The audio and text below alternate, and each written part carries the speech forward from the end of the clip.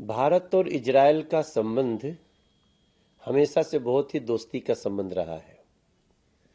Israel कई आतंकी हमलों का शिकार भी बना है और वो अपने बल से लड़ता है। प्रधानमंत्री जी का इजरायल दौरा कई टेक्नोलॉजी आदान प्रदान के हिसाब से भी बहुत महत्वपूर्ण है और ये भारत के लिए बहुत अच्छी बात है कि इजरायल भारत का मित्र देश है और ये मित्रता और भी प्रगाढ़ होगी नरेंद्र मोदी जी के इस विजिट से। इस पूरे मामले पर सभी लोग बहुत ही अटैकिंग मोड पर दिखाई दे रहे हैं। तो पूछ रहे इतना बड़ा जेनोसाइड वहाँ पर हो रहा है और ऐसे पे ये विजिट है, बच्चों के बारे में, महिलाओं के बारे में इतने अटैक्स हो रहे हैं। नहीं, वो हमास को सपोर्ट करते हैं। हमास आतंकी संगठन जिन्होंने इजरायल के बच्चों को अगवा किया, लोगों को अगवा किया, निर्दोषों को यातनाएं दी, ये कांग्रेस आतंकियों को समर्थन देती रही है।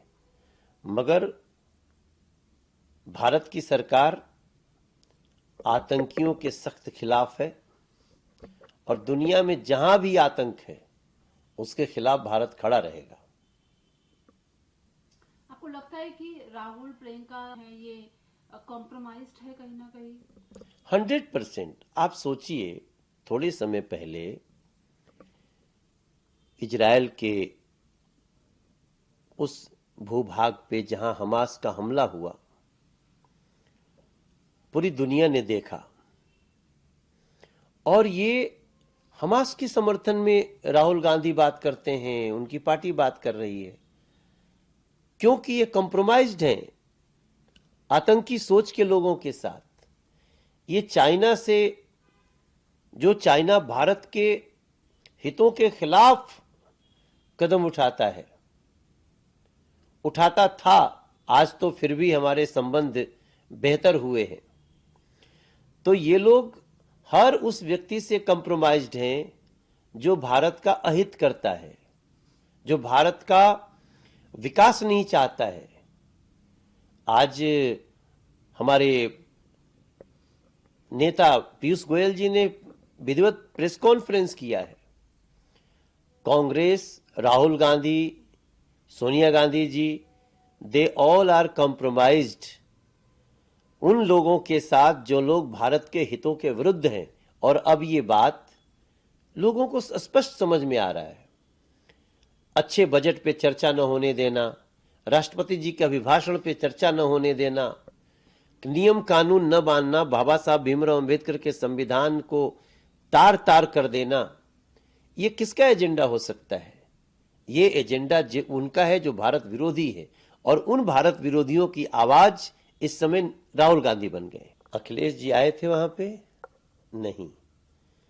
राहुल गांधी जी आए थे वहां पे? नहीं। एक एलओपी के नाते आपको जाकर के नहीं देखना चाहिए था? मुझे इंटरेस्ट था तो मैं गया था वहां पे।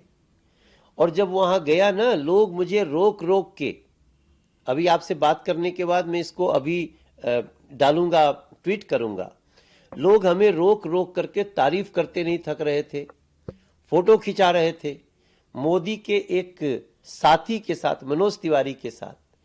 और दुनिया के जितने देश के लोग आए थे, नेता लोग आए थे, वैज्ञानिक आए थे, नए नए एंटरप्रेन्योर्स आए थे एआई के क्षेत्र में, वो हमारे भारत के एआई इम्पैक्ट समिट से इतने खुश थे, इतनी अच्छी अच्छी बातें तारीफ करके गए।